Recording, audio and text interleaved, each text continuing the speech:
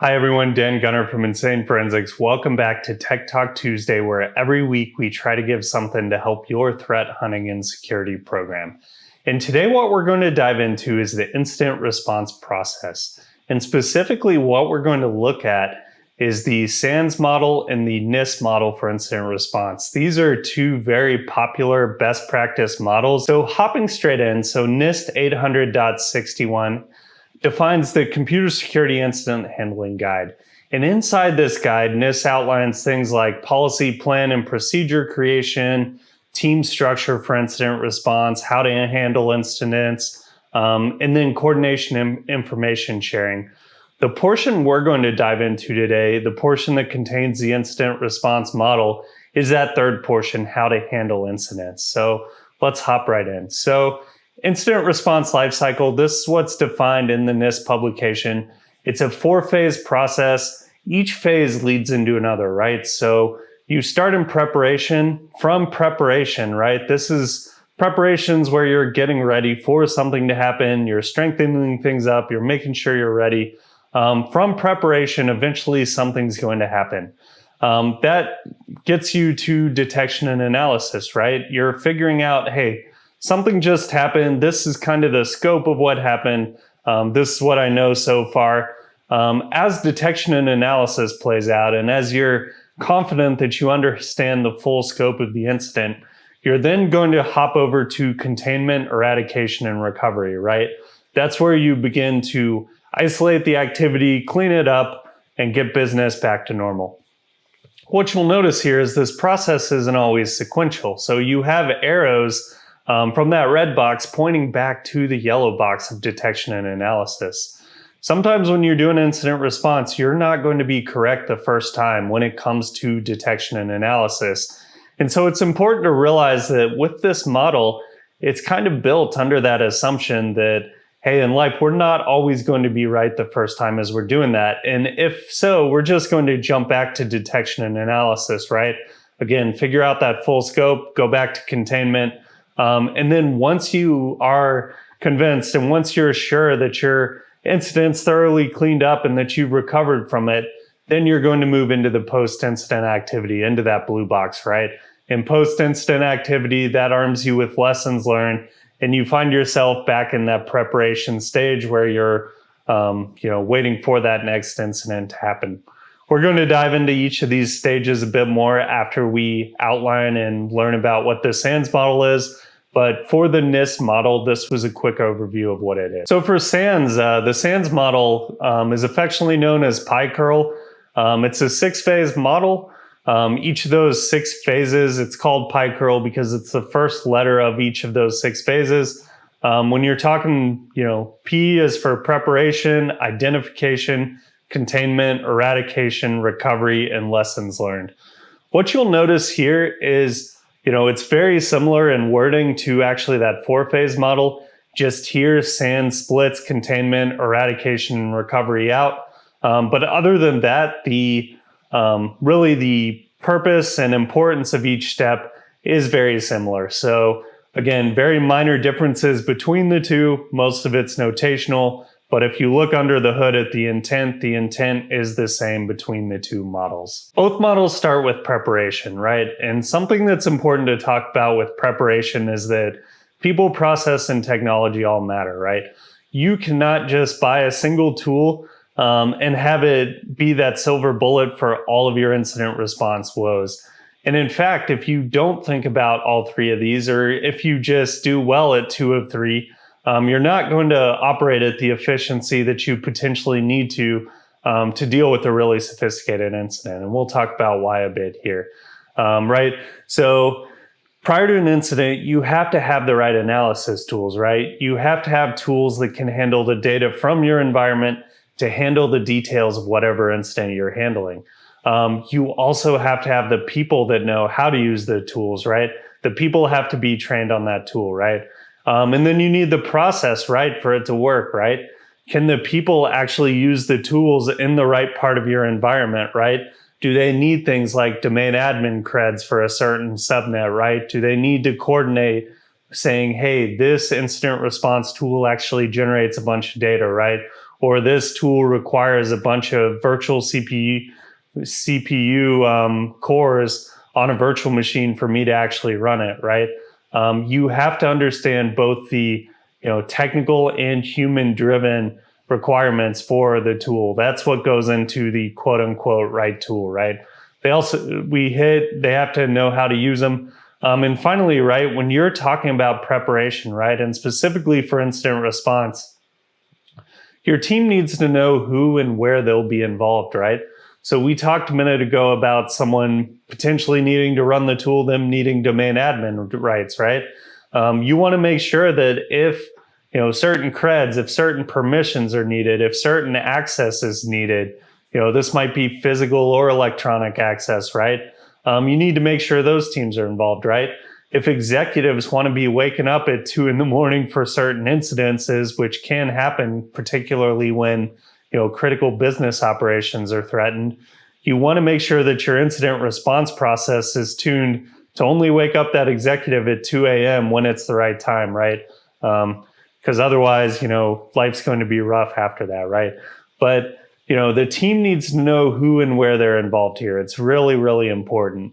The other thing with preparation that you'll see, NIST does a good job of putting this in there in the NIST publication, is the role of prevention, right?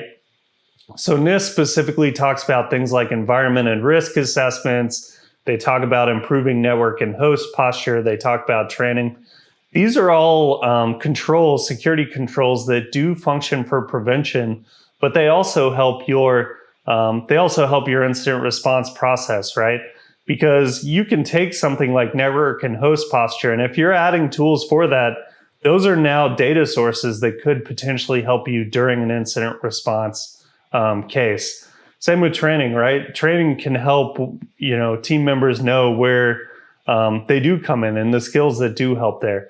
Environment assessments, right? This can also help hey, we assess the risk in this environment and we also realize that we don't have good visibility, right? Or it's hard to get us potentially things like Windows event logs or other data that you might rely on as an incident responder. So preparation, very important. It's a core starting point for both models. So now that we're out of preparation, what we're going to talk about is detection and analysis, or the identification phase. Generally, what's measured here is mean time to detection. This is the time from the attacker performing the action in your environment to you actually having a detection and seeing that behavior there. To be successful here, what's really important is understanding the attack vectors. Attack vectors, some of this will be generic between environments, but attack vectors can also be very specific to your environment, right? Generic, right? You could take something like Snorter Suricata rules. You could take something like endpoint detection and response logs, AV logs, things like that. And you could look for common attacks, like maybe a protocol like SMB or something like that. But also, you're going to have very tailored attack vectors to your environment, right? Just with how your business or the organization you're working for does business, right? Things like, hey, do they have to expose SMB out? Do they have to expose other high-risk protocols out? Do they, engage in maybe behaviors out there that are needed for business operations that introduce risks, right? All of those risks open up additional attack vectors there. Once you understand those attack vectors and what's tailored to your environment, you then need to understand what indicators might I see when I know one of those attack vectors is being taken advantage of, right? And understanding those indicators is going to be what helps you as an incident responder then turn around and say, okay, I need to look for this specific indicator here, right? From there, having a structured triage process, right? Once you start to get those indicators, how do you tell a benign event from an incident, right? What combinations of data is going to help with that determination? And specifically for your organization, right? Often some organizations have specific timelines that they have to declare an event either as benign or an incident. So understanding in your organization what your organization's best practices are is super important. knowing when and how to elevate an event to an incident also matters, right? And within incidents, right, not all are going to be treated equal.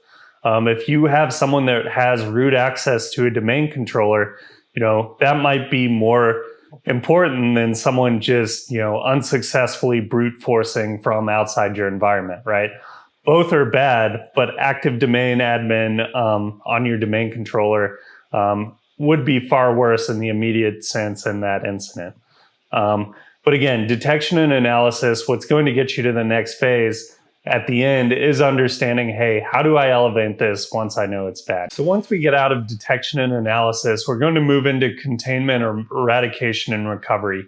Here, the common measure that you'll see is mean time to response. This is time from that first alert, from that detection to recovery. To be successful at this phase, right, you have to be able to contain accurately and quickly, right? In containment, in contrast to detection, in detection, we're trying to figure out the scope of what's wrong. In containment, we're trying to isolate the problem here. And so, to accurately and quickly do this, some of this is going to depend on the severity of the incident itself, and some is going to depend on, again, your people, process, and technology ecosystem within your company, right? How quickly can you take something on the network and isolate it, make it not a problem so you can clean it up? This also is, in this phase, you might also discover new events and incidents, right? And if you have a detection at this phase, this might lead you back to actually that detection phase so you can figure out the full scope of issues with that. But here, what you're definitely doing is you're trying to control the bleeding as you contain this. So once you have it contained and once you have the problem isolated down, eradication is removing the threat from the system or network, right? Depending on the severity of the threat and what it is, eradication is going to vary, right? And even containment, right? There are going to be times to where you can't isolate a system. Containment might be, limiting firewall rules. It might be putting another technical control in place that's not isolating the system off. Well, in eradication, you're removing the threat, right? And by the end of eradication, you want to make sure the threat is not in the environment to the best of your abilities, right? This is never 100%. There's always a chance that you clean up maybe one of an attacker's backdoor and you missed maybe the other backdoor. It happens particularly with sophisticated nation state malware. You don't always often know what their full capabilities are. And it's just quite honestly not very practical to assume that you're going to get eradication right every time. But in eradication right, the goal is to clean up as much as possible. In recovery, right, this is about bringing the systems online in a reasonable amount of time. Once you're done with containment, eradication, and recovery, and once you're satisfied with this, you're going to move into the post-incident activity.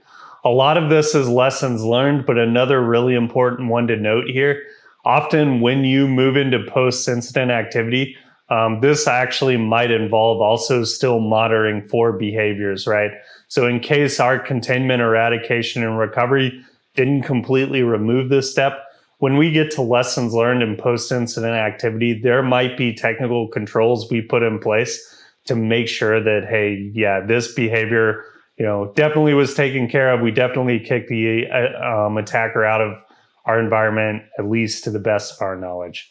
But lessons learned also is very, very critical. The incident doesn't just end when systems are back online. To be successful at this phase, right, we have to give fair feedback, right, on the people, process, and technology and the efficiency of those, right? It has to be fair, right? We can't be too hard on ourselves. And we have to, on the flip side, we have to be fair and, actually give, feedback, even though it might be not the feedback people want to hear, but you have to give it tactfully. Here, you're also going to celebrate strengths, right? What did we do well? What parts of this process worked well? You want to make sure to, pat people on the back, both on your team and on other teams, right? Because this is what's going to both build a healthy culture internally, and also, really push people to excel well on this. You also have to identify the missed opportunities though, right? To say, hey, we did this well, but over here, we could have done this better, right? Hey, we wasted a lot of time on this and we found out it actually wasn't helpful, right? Or, hey, our tools assumed this access and we didn't have it, so we weren't able to use this tool, right? Or this tool just wasn't helpful at all, even though we thought it would be. All of that feedback's important because it's going to shape future incidents, it's going to make you better, and ultimately it's going to make you a lot more efficient. Here also, you have to develop a plan of action to actually implement your lessons learned. Don't just document them. If you just document them and put them on SharePoint or Confluence and you don't do anything with them, at that point, why'd you even do a lessons learned unless someone eventually picks them up and does something with them?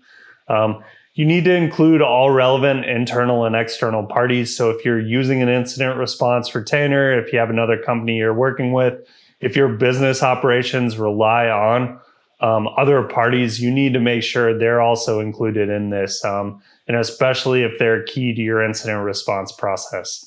Incidents should also be documented, so you need to keep track of your incident response process. If you're doing things like SOC 2, some of the compliance actually requires things like this and requires documented process. But this is important both for the maturity and growth of your security program. It's also important for correlation. So we talked about, with those nation state attacks, you may be not containing it properly or eradicating it fully as you thought, as more information comes out. Having past incident data, historical data, can help you go back if you need to and remember details from a while ago. Also, the evidence, depending on how long you retain evidence, if your industry also requires you to retain evidence, retaining is also handled in here as needed. Definitely consult with lawyers, with the policy teams, with whatever your organization falls under. Sometimes this might actually fall under a service provider contract if you have incident response retainers too. So understand what evidence gets retained at the end here. And again, over time, it's important to show your strengths and weaknesses because this is how you mature your program out and really understand how it grows. So today we dug into what the NIST incident response framework is. We dug into the SANS framework. We looked at how both frameworks are very similar. And we talked about each step of the incident response process. We talked about what's important at each step. And we talked about best practices to help build an incident response program.